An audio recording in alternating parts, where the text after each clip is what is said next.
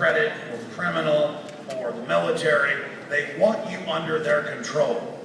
And so you'll notice they let violent offenders out, but peaceful offenders they keep in because they make good workers.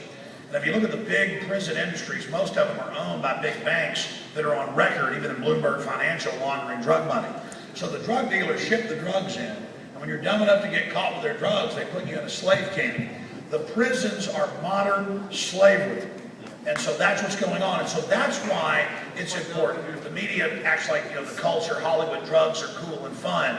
The truth is they're roping you into a system so they can get control of your life. And so that's why it's important to stay as clean as you can so you don't fall into those snares. But yes, the prison industrial complex is a big problem. Go ahead. Hey Alex, thank you for coming out. Thank you. I'm kind of an info junkie. It took me still about 10 years to get it. Ron Paul's a big part of that. So are you, and even people like Amy Goodman, Kucinich, Michael Moore even. My friends, they have a hard time with things. They laugh at you. When you talk about things. So what I try to do is talk about things like the Republic, and everybody wants to say tax the rich and give it to the poor, and let's get into socialism. Can you talk about why it's important that we have a republic and why we should watch out for socialism? Sure. This is a very complex issue. Why should we watch out for socialism? If you get together with 10 neighbors and decide to buy a big piece of property together and share the wealth equally with each other, it's probably going to work pretty good. You might get some personality problems and it might break up, but it's going to work a lot better than if you have some big government that's trying to consolidate, collectivize your wealth and control it. But if you look at the robber barons about 150 years ago, they were running into opposition against their looting and feudalism and corruption everywhere. So they created a false revolution of communism. But every place you get communism, it delivers hell on earth. And you see the same Rockefellers, the Rothschilds, the robber barons, the UN, the same interests working behind it. And Carroll Quigley, Bill Clinton's mentor that I talked about earlier, he wrote a 900-plus page book. He was given access to the CFR annals, the CIA annals, and he talked about how the globalists want a collectivized system. But they collectivize your wealth and then give it almost all to the elite.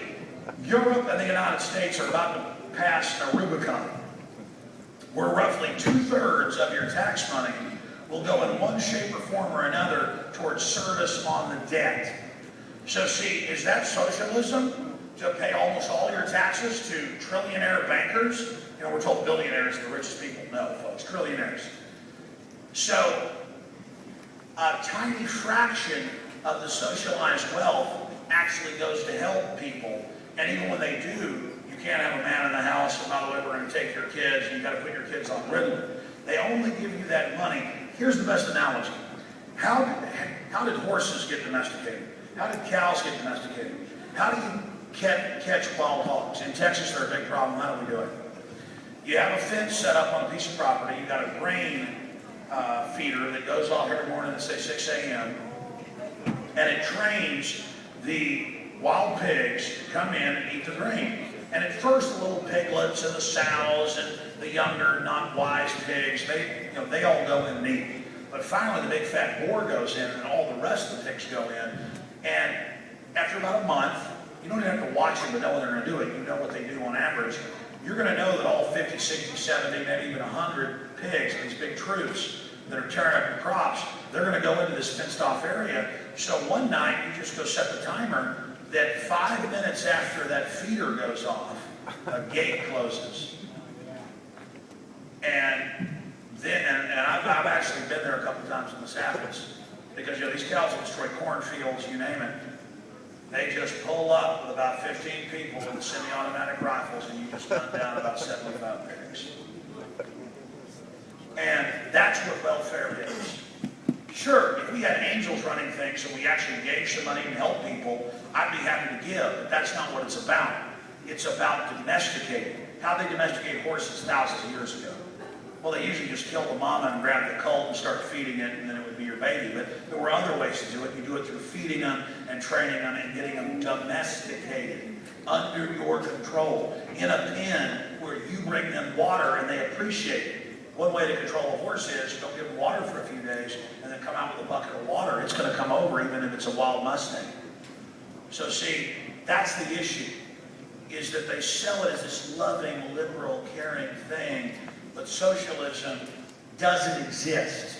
Socialism might exist with fire ants or honeybees, but it doesn't exist with people. And anytime you get a big pool of wealth, the corrupt elite are going to steal it. And that's why socialism doesn't work. And in this socialist system, it's actually done some good. But if you then look at how much bad it's done, it's much greater. And now we're at the tail end of socialism, because the truth is they tell you communism, socialism, fascism, they confuse you.